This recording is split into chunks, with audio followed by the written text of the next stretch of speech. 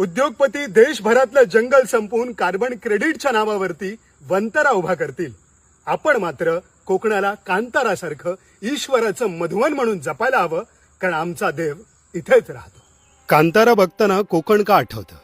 कारण ती सुद्धा कर्नाटकाच्या कोकण पट्ट्यातील कुंदापूर जवळच्या सह्याद्रीतल्या राखणदाराची दंतकथा आहे.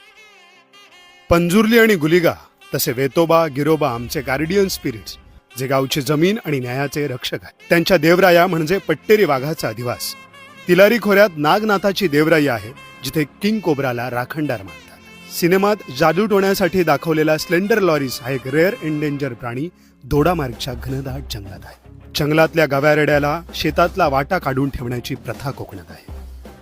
देवाचा कौल घेण्यासाठी वापरलेली पटकोळणीची फुलं, सुपारीची फुलं, आबोलेचो वळेसार, भाताची मुडी, रानमिरी, मसाले, मासे धरायची खून, साळींदर, मेरू, नदीवरचे साकव, पाणी काढायची लाट आणि भेडल्याचा पाट.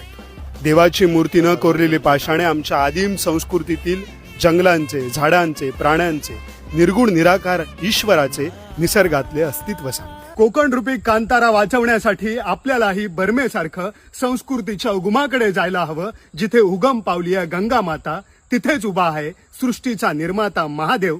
तीच ऊर्जा घेऊन आपल्याला बनावं लागेल राखणदार.